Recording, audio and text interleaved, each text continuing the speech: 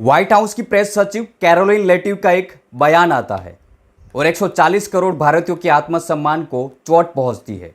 वो बड़े गर्व से कहती है कि ट्रंप प्रशासन ने भारत को रूस से तेल खरीदने की इजाज़त दी है। वो कहती है कि भारत के हमारे साथी अच्छे एक्टर रहे हैं। जरा इन शब्दों की गहराई को नापिए। क्या एक आज़ाद मुल्क को अपने ज़रूरतों का तेल खरीदने के लिए किसी दूसरे देश की परमिशन की दरकार होती है? क्या साहेब की वो लाल आंख अब सिर्फ देश के विपक्ष को डराने के लिए बची है? जब अमेरिका डंके की चोट पर कहता है कि हम जैसा कहते हैं भारत वैसा करता है, तो क्या हमारी विदेश नीति अब दिल्ली के बजाय वॉशिंगटन के दफ्तरों में लिखी जा रही है? यह भी सबसे बड़ा सवाल है। चलिए विस्तार से बात करते हैं। नमस्कार, मेरा नाम है दिनेश जाला और वीडियो में आगे बढ़ने से पहले चैनल को तुरंत सब्सक्राइब कर लिए। दोस्तों, यह सवाल किसी एक पार्टी का नहीं है दोस्तों, यह सवाल है देश की समृद्धता का। क्या एक कॉम्प्रोमाइज सत्ता की वजह से आज हमें दुनिया के सामने एक कर्मचारी की तरह पेश किया जा रहा है? सुनिए जरा कैरोलिन ने क्या कहा। And the President and the Secretary of Treasury and the whole national security team came to this decision because our allies in India, as you know, Lalit, have been good actors and have previously stopped buying sanctioned Russian oil. So as we work to appease this temporary gap of oil supply around the world because of the Iranians, we have temporarily permitted them to accept that Russian oil. And this Russian oil was already at sea. It was already out on the water. So this short-term measure, we don't believe it will provide significant financial benefit to the Russian government at this. अब जरा सत्ता के उन रक्षकों को देखिए। उन्हें कैमरे के सामने असहज होते हुए पकड़ा गया। ये चुनाव आयुक्त ज्ञानेश कुमार है, जिसने एक असली पत्रकार ने सीधा सवाल पूछ लिया।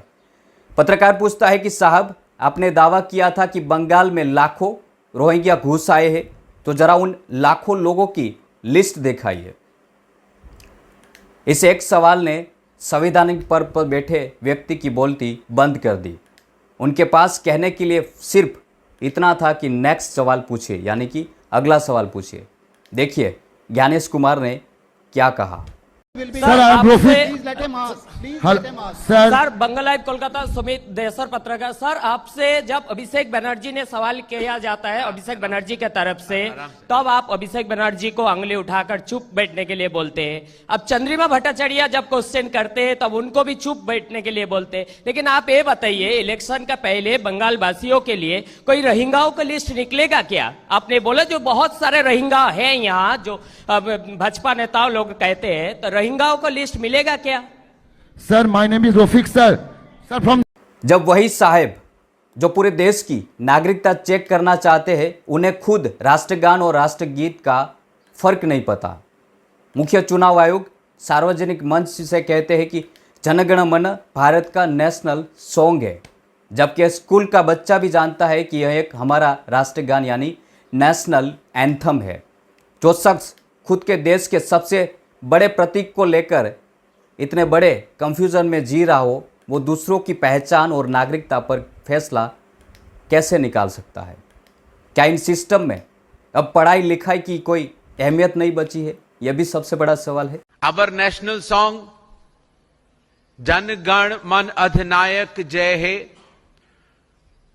was composed in West Bengal by Rabindranath Tagore.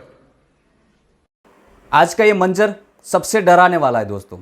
जब एक रक्षक ही भ्रमित हो जाए, विदेशी ताकतें हमें एक्टर होने का सर्टिफिकेट देने लगे, तो समझ लीजिए कि लोकतंत्र गहरे संकट में है। एक तरफ विश्वगुरु बनने का हम सपना देख रहे और दूसरी तरफ हमारे अधिकारी एक सवाल का सामना करने की हिम्मत नहीं जुटा पा रहा है। प्रधानमंत्री जी अक्सर आत्मनिर्भर भारत की बात करते हैं, लेकिन जब अमेरिका कहता है कि उन्होंने हमें अनुमति दी है, तो वो आत्मनिर्भरता का गुब्बारा फूट जाता है। क्या यह खामोशी उन समझौतों की निशानी है जो देश की समृद्धता की कीमत पर किया गया है? डरा हुआ पत्रकार, बिका हुआ मीडिया और सोया हुआ नागरिक, ये तीनों मिलकर उन तानाशाही के लिए रास्ता साफ करते हैं, जहां सवाल पूछना सबसे बड़ा अपराध बन गया है। इस पूरे मामले में आपका क्या कहना है? कमेंट करके ज़रूर बताइए और ऐसी ही जानकारी प्राप्त करने के लिए हमारी चैनल को सब्सक्राइब करना ना भूलिए। और वीडियो अच्छा लगा हो तो लाइक कर दीजिए और अपनी कमेंट में अपनी राय ज़रूर बताइएगा। जय हिंद।